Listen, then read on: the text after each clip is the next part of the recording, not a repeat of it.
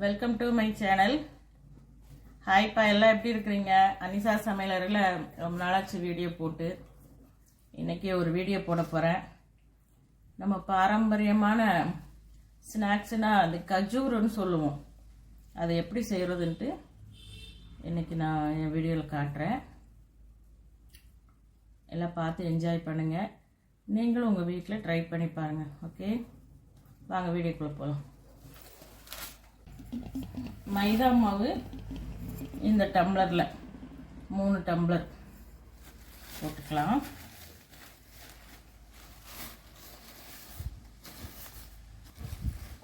இந்த மாதிரி போட்டுக்கோங்க.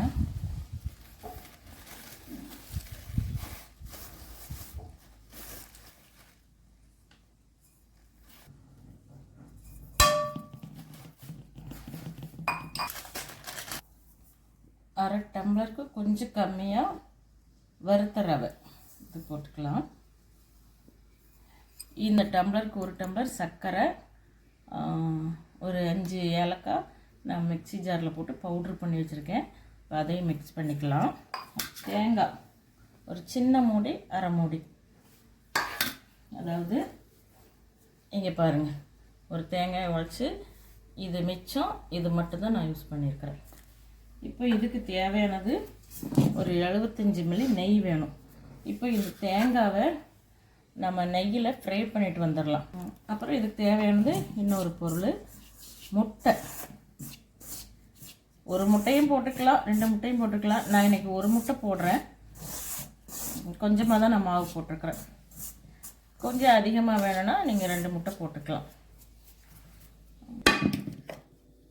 சர்க்கரை, ஏலக்காய் பவுட்ரு பண்ணி வச்சுருக்கேன். இதையும் பாதி போட்டுக்கலாம், அப்புறம் மீதி போட்டுக்கலாம் பார்த்துட்டு.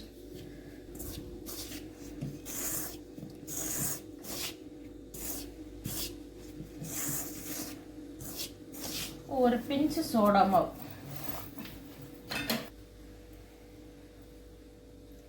இந்த அளவு சோடா மாவு.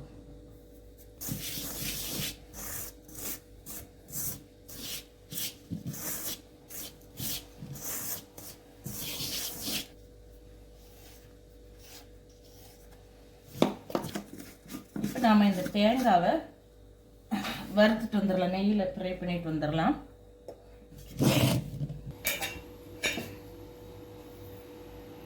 இந்த நெய் பார்த்தீங்களா, நான் வீட்டிலே 2 நாளைக்கு முன்னாடி தான் இந்த நெய்யை எடுத்து வச்சேன். ஆடை எடுத்து சேர்த்து வச்சு அதில் உருக்கின நெய் இது. இப்போ இந்த நெய் தான் நம்ம யூஸ் பண்ண போகிறோம். எவ்வளோ மணமாக கமகமன்னு இருக்குது. இப்போது இந்த தேங்காய் ஃப்ரை பண்ணுறதுக்கு ஒரு ஃபேன் அடுப்பில் வச்சுட்டேன். நெய் போட்டுக்கலாம்.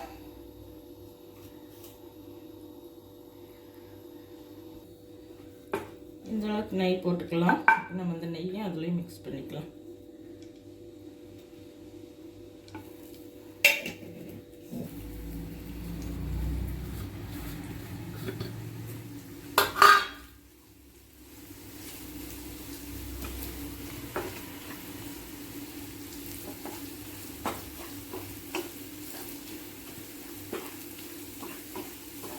அதுக்கு வதங்கினா போதும்.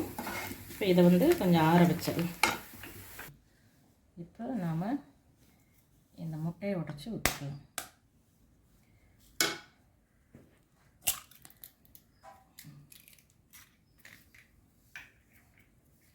ரெண்டு முட்டை ஊற்றிக்கலாமா?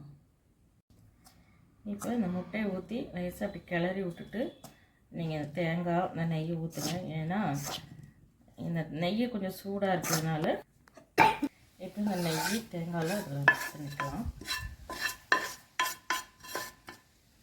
பண்ணுங்கள், கொஞ்சம் மாவு எடுத்து போட்டு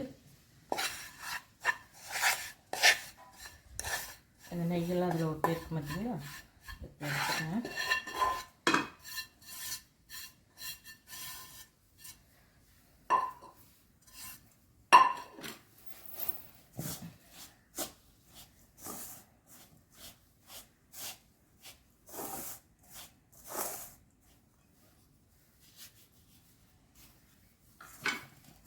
கையால் நல்லா பிசைஞ்சுக்கோங்க.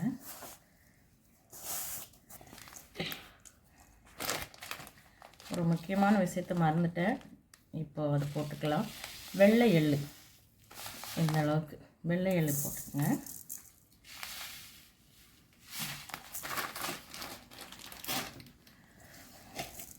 உங்கள்கிட்ட கருப்பு எள்ளு இருந்தால் அதுவும் போட்டுக்கலாம். என்கிட்ட வெள்ளை எள்ளு இருந்துச்சு, அதை நான் போட்டுக்கிறேன்.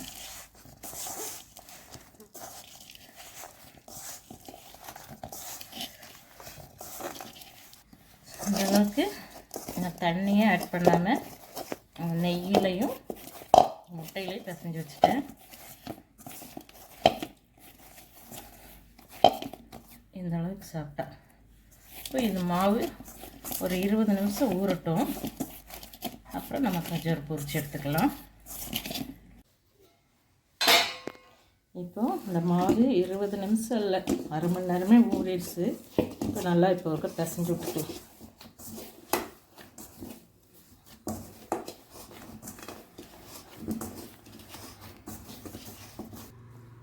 பிசைஞ்சிட்டு இந்த மாதிரி சமையல் கட்டில் அடுப்பு வைக்கிற பக்கத்தில் ஸ்லாப்பில் நல்லா கழுவிட்டு வச்சுக்கோங்க. இதில் வச்சு இப்போ நம்ம மாவை 2ஆக பிரிச்சுக்கலாம்.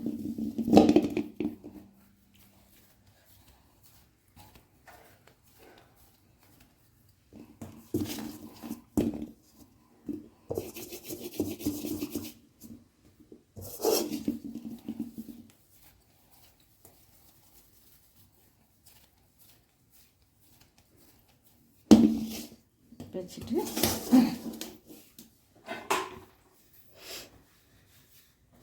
சப்பாத்தி முக்கால் வச்சு இந்த பக்கம் நல்லா திரட்டி விட்டுட்டு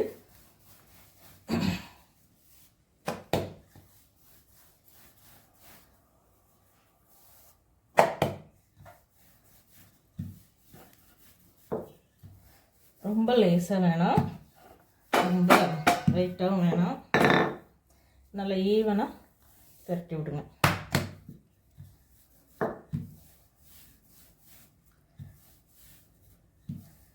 இந்த அளவுக்கு இப்போ சைடில் காட்டுறேன். இங்கே இருங்க, இந்த தின்னம் இந்த அளவுக்கு. இப்போ இதை வந்து டைமண்ட் ஷேப்பில் கட் பண்ணி எடுத்துக்கோங்க.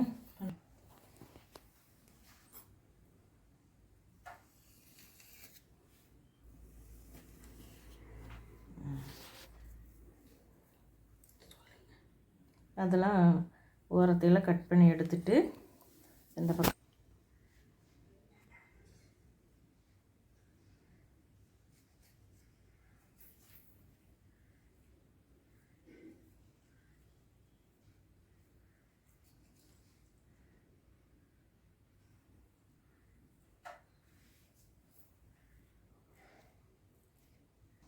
இங்கே பாருங்கள், இந்த அளவுக்கு வெட்டி எடுத்து வச்சிடலாம். ஒரு பாத்திரத்தில் வச்சிடலாம். எண்ணெய் நல்லா காஞ்சிருச்சு. நான் கொஞ்சம் கொஞ்சம் போட்டு பார்த்தேன். இப்போ நீங்கள் அடுப்பு வந்து சிம்மில் வச்சுக்கோங்க.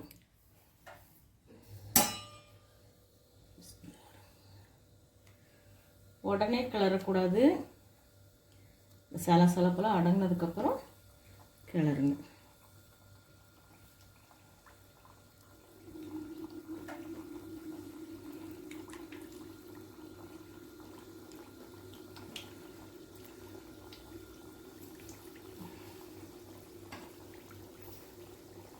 இப்போ அதுவாக எலும்பி வருது. இந்த ஸ்டேஜில் நம்ம திருப்பி போட்டுக்கலாம்.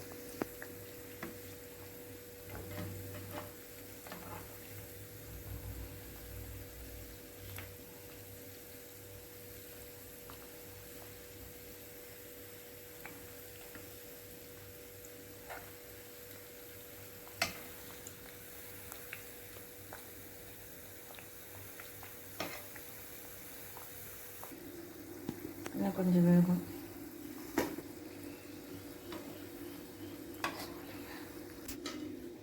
இப்போ நம்மளோட கஜூர் வெந்துருச்சு. அடுத்து இது எண்ணெயில் இருக்கிற ஆயிலில் இருக்கிற வரைக்கும் நசல் தான் இருக்கும். எடுத்து கொஞ்சம் ஆறுச்சுன்னா நல்லா கிரிப்ஸி ஆயிடும். நம்ம எல்லாத்தையும் பொரிச்சுக்கலாம். இப்போ நம்மளுடைய கஜூரு ரெடி ஆயிடுச்சு.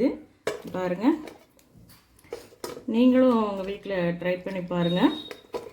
சுவையாக இருக்கும், ஹெல்த்தியான ஃபுட்டு வேறு, செம்மையாக இருக்கும். நான் ஒன்று உடச்சி காட்டுறேன்.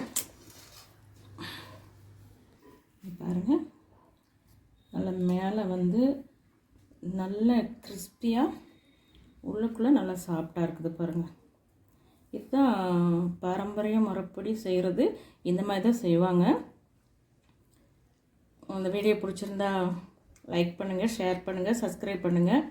கூடவே பெல் ஐக்கானை கிளிக் பண்ணுங்கள். வாங்க எல்லோரும் கஜோர் சாப்பிட்லாம். தேங்க்யூப்பா.